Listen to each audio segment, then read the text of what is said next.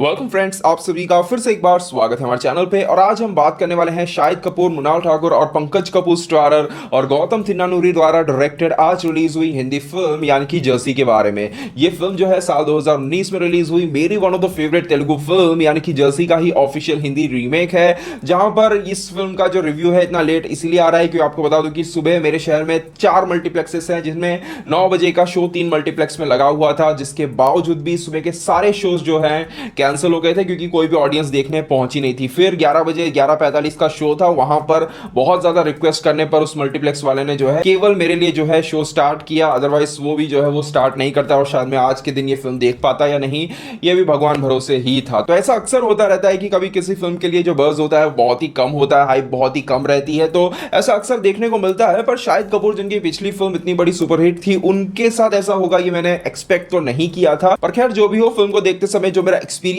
था, देखने के बाद जो मेरा ओपिनियन बनता है, उसे मैं अगर आपको एक लाइन में बताने की कोशिश करूं तो फिल्म जर्सी एक अच्छी रीमेक फिल्म है। अगर मैं कहने की कोशिश करूं तो नानी की जो जर्सी है उसे देखते समय मैंने पर्सनली जो इमोशंस फील किए थे, जो एक फीलिंग आती है उस फिल्म को देखते वक्त, वो फिल्म हमें जितना इमोशनल करती है वो सारी फीलिंग्स जो है मुझे कहीं ना कहीं इस हिंदी रीमेक के अंदर पूरी तरह से देखने को मिली, जिसके लिए मैं फिल्म के डायरेक्टर गौतम तिन्नानुरी की तारीफ करना चाहूंगा कि फिर से जो है उन्होंने दूसरी बार उसी मैजिक को जो है पूरी तरह से क्रिएट किया है। और कह सकते हैं कि वो पूरा इमोशन, एक पिता और एक बेटे का जो रिलेशन होता है, उसे भी जो है बहुत ही खूबसूरती के साथ इस फिल्म में भी जो है प्रेजेंट करने में वो कामयाब रहे हैं। इतना ही नहीं, उन्होंने सभी एक्टर्स के द्वारा भी जो है काम बहुत ही बेहतरीन निकलवाया है। शाहिद कपूर, मृणाल ठाकुर, पंकज कपूर अच्छे एक्टर तो हैं ही, पर अदरवाइज उनके अलावा भी जो दूसरे एक्टर्स हमें सपोर्टिंग में नजर आते हैं, उनसे भी जो है बहुत ही बेहतरीन काम निकाला गया है। इस फिल्म का ओरिजिनल वर्जन जिसमें नानी हमें नजर आते हैं, उस फिल्म के अंदर नानी ने इतना मतलब कमाल का परफॉर्मेंस दिया था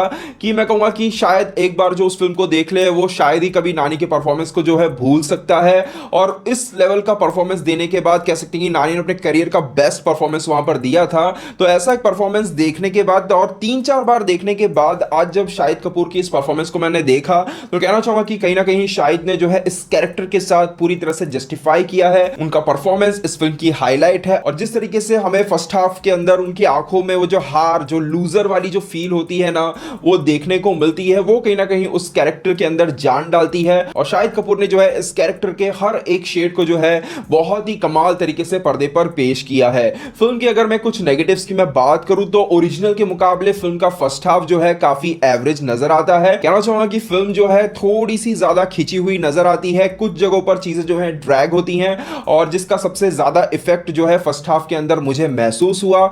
इसके अलावा अगर मैं बात करूं यहां पर दूसरी चीज की जो मैंने बहुत ज्यादा मिस की, वो था यहां पे जर्सी तेलुगु वर्जन का म्यूजिक। यहां पे भी फिल्म के अंदर जो बैकग्राउंड म्यूजिक है वो अनिरुद्ध रविचंद्र के द्वारा ही दिया गया है, पर फिर भी वो बात जो है कहीं पर नजर नहीं आती है। अगर कुल मिलाकर पूरी फिल्म की मैं बात करूं तो फिल्म का बीजीएम जो है इफेक्टिव है, पर उस लेवल का नहीं है कि आपके दिमाग में बैठ पाए। फिल्म के अंदर नजर आने वाला जो रेलवे प्लेटफॉर्म वाला सीन है, वहीं पर केवल जो है ओरिजिनल तेलुगु वर्जन का बीजीएम बजाया जाता है और उस एक सीन से पता चलता है कि वो फिल्म का जो बैकग्राउंड म्यूजिक था वो कितना कमाल का था। ऑनेस्टली कहना चाहूंगा कि इस फिल्म के अंदर, हिंदी वर्जन के अंदर, जैसे ही वो रेलवे प्लेटफॉर्म वाला सीन आता है और वहां पर जो ओरिजिनल वर्जन का बीजीएम स्टार्ट होता है ना, गूज़बम्स आ गए थे। तो वहां पर जिन जिन पोर्शंस में अनिरुद्ध ने जो है तेलुगु वर्जन का बीजीएम यूज किया है वो बहुत ही बेहतरीन लगा है। अदरवाइज बाकी पूरे फिल्म के दौरान जो बीजीएम बजता है, सीन्स के अंदर इमोशन, सीन्स के अंदर ड्रामा क्रिएट करने में कामयाब रहता है, पर वो कहीं पर वो इंपैक्ट जो है वो छोड़ नहीं पाता है। म्यूजिक की अगर मैं बात करूं तो यहां पर फिल्म का जो महरम सॉन्ग है वो इस पूरी फिल्म के एल्बम का सबसे बड़ा हाईलाइट है और पूरी फिल्म के अंदर यही एक ऐसा सॉन्ग रहता है जो मेरे दिमाग में बैठा और इस गाने के लिरिक्स से लेकर इसकी धुन तक हर एक चीज के अंदर जो है हमें इस कहानी का जो सोल है वो महसूस करने को मिलता है। अदरवाइज फिल्म के अंदर जितने गाने हमें देखने को मिलते हैं वो ओके ओके टाइप थे, इतने कुछ बहुत ज्यादा इंप्रेसिव नहीं थे। इसके अलावा बात करें यहाँ पे शाहिद कपूर के कैरेक्टर की, तो वैसे तो मैंने कहा कि पूरी तरह से जस्टिफाई उन्होंने किया है इस कैरेक्टर के साथ, उनका काम फिल्म के अंदर बहुत ही अच्छा है।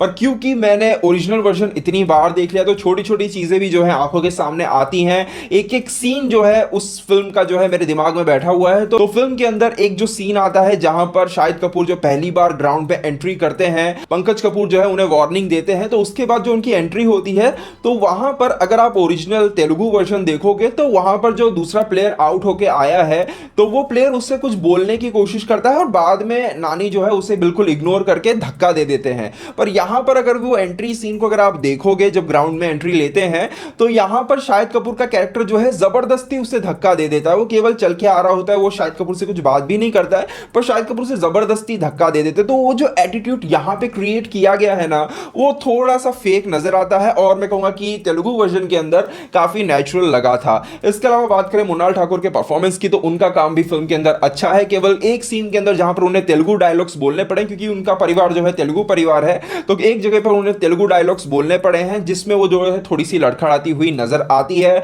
बाकी पंकज कपूर का काम भी कमाल का है, उनकी और शाहिद कपूर की जोड़ी तो हमेशा से कमाल की नजर आती है, और इन दोनों के बीच की जो रिलेशन है, जो बॉन्डिंग है, उसे भी फिल्म के अंदर बहुत ही अच्छी तरीके से दिखाया गया है। फिल्म की कहानी के बारे में बता दूं कि फिल्म की कहानी जो है ऑलमोस्ट सेम ही है, कहीं पर भी कोई बदलाव आपको देखने को नहीं मिलता है, ना ही शुरुआत में ना ही क्लाइमैक्स में।